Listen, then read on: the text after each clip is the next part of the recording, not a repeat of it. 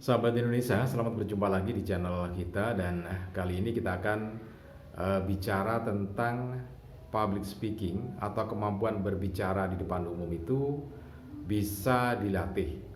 Bahkan seseorang yang belum punya kemampuan sama sekali, belum punya pengetahuan ataupun ya pokoknya pengetahuan ya, bekal untuk berbicara di depan umum nol gitu, tetapi karena latihan akhirnya bisa punya kemampuan berbicara di depan umum ya.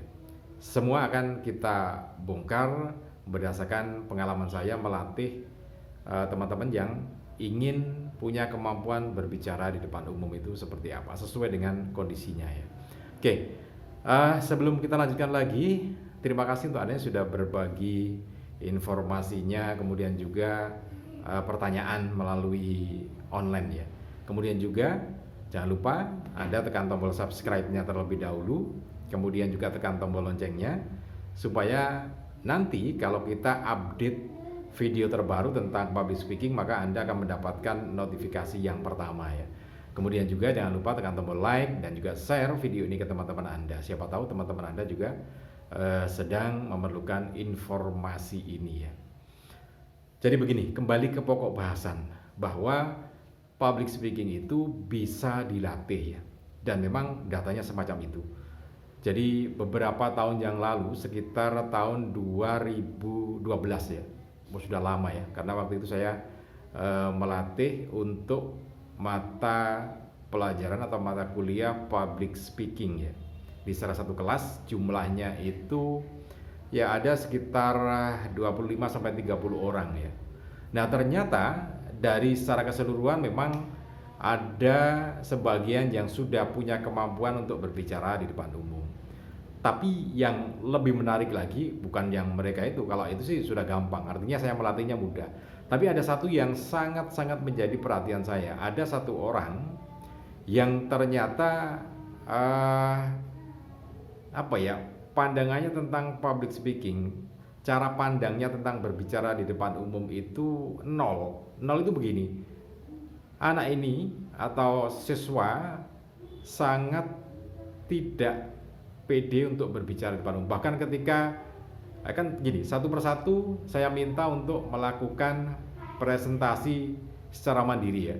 Jadi tiap orang dari 25-30 orang itu harus melakukan presentasi satu persatu. Dan sebenarnya yang dipresentasikan mudah. Silakan mengambil satu tempat wisata yang pernah mereka kunjungi atau yang dimiliki di kampung halaman mereka untuk dipresentasikan sehingga menjadi menarik. Bekal-bekal sudah saya sampaikan. Gitu ya. Dan rata-rata mereka mampu melakukannya. Tapi ada satu orang yang entah kenapa sangat-sangat sulit, bahkan diminta untuk maju pun nggak mau gitu ya. Kan aneh. Orang mata pelajarannya adalah berbicara di depan umum, presentasi ya. Tetapi anak ini nggak mau gitu ya. Anak cewek, jadi nggak mau. Bahkan sampai saya berulang kali untuk memintanya presentasi tetap nggak mau.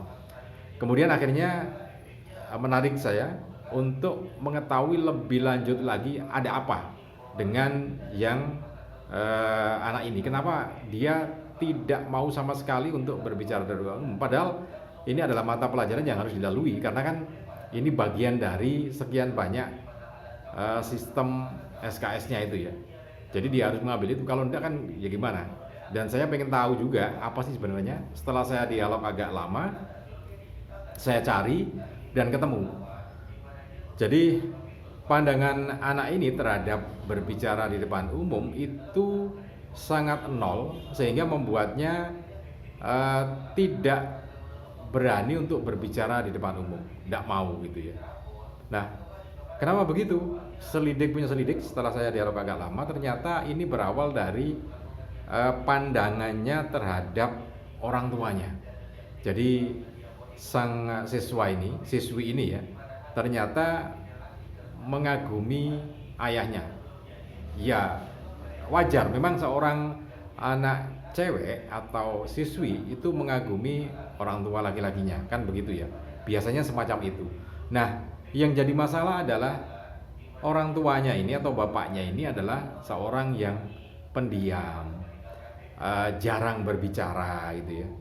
Kalau mungkin saya petakan, bisa jadi orang tuanya adalah kelompok orang-orang yang steadiness atau compliant.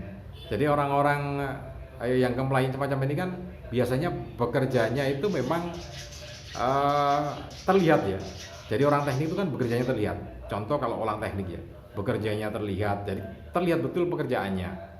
Orang akuntan juga terlihat pekerjaannya. Nah, semacam itu, sehingga memang enggan berbicara. Nah, itu yang jadi masalah karena siswi ini menyimpulkan bahwa bicara itu memang tidak perlu, yang perlu adalah bekerja dan bekerja. Padahal secara umum dua-duanya penting. Bekerja itu juga penting. Bekerja dalam artian kita harus melakukan aktivitas yang menjadi tanggung jawab kita ya. Ya tentu disesuaikan. Kalau seorang manajer ya pekerjaannya manajerial. Kalau seorang supervisor ya pekerjaannya jadi dua, manajerial dan bekerja secara operasional kan begitu. Nah seorang yang staf produksi, operator, tentu saja pekerjaannya adalah mengoperasikan mesin. Jadi bekerja secara terlihat. Tetapi yang perlu diingat bahwa ada satu hal fungsi yang soft skill-nya adalah berbicara gitu ya. Karena kan bagaimanapun juga apapun jenjangnya, mulai dari operator, kemudian supervisor, manajer itu kan punya pelaporan. Jadi setiap pekerjaan itu kan harus dilaporkan, sehingga di situ ada dua, laporan tertulis dan laporan secara lisan. Karena kalau nanti sudah dalam forum kan bukan hanya menyodorkan tulisan kalau dibaca pimpinan, kan tidak begitu. Tetap kita bikin laporan tertulis dan tetap kita menyampaikan secara lisan. Apapun posisinya kan gitu. Operator, kemudian supervisor, manajer, direktur, semuanya akan seperti itu. Nah, ini yang kemudian tidak dibaca itu, bahwa posisi itu penting. Nah, cara pandang siswi ini terhadap orang tuanya itu akhirnya berbuah seperti itu, padahal tentu saja dia tidak sengaja seperti itu. Nah akhirnya siswi ini saya berikan pandangan-pandangan, tentu saja dengan cara dialog ya, dengan cara coaching. Jadi kenapa punya pandangan semacam itu? Jadi memang kita harus menggalinya pun harus dengan pertanyaan-pertanyaan yang membuat sang anak atau siswa ini atau peserta pelatihan ini harus bisa mengeluarkan apa permasalahannya gitu ya. Pertanyaan-pertanyaan yang memang tepat gitu ya. Itu pun harus perlu disusun pertanyaan-pertanyaan itu ya, sehingga tepat akhirnya keluar tuh data-data itu. Jadi sampailah pada kesimpulan anak ini menganggap bahwa berbicara itu tidak penting, yang penting itu adalah bekerja itu. Nah kalau sudah seperti itu memang orang nggak akan berbicara karena dia akan bekerja, nanti kan pekerjaan akan bisa dilihat. Itu betul. Jadi ketika kita bekerja itu akan bisa dilihat oleh penilai kita. Tetapi yang perlu diperhatikan lagi bahwa seberapa lama orang yang punya wewenang untuk menilai kita itu mengawasi pekerjaan kita. Tentu saja tidak selamanya. Jadi akan dilihat sepintas lalu, sewaktu-waktu, kemudian juga dilihat secara laporan pertanggungjawaban dengan data gitu ya.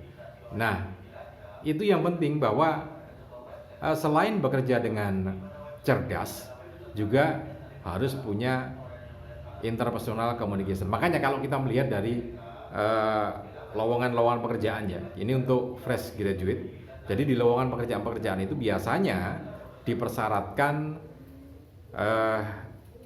soft skill atau kemampuan interpersonal communication. Apa itu? Yaitu tadi kemampuan berkomunikasi antar personal. Antar personal itu bisa sesama level ya, misalkan operator dengan operator, kemudian supervisor dengan supervisor, manajer dengan manajer.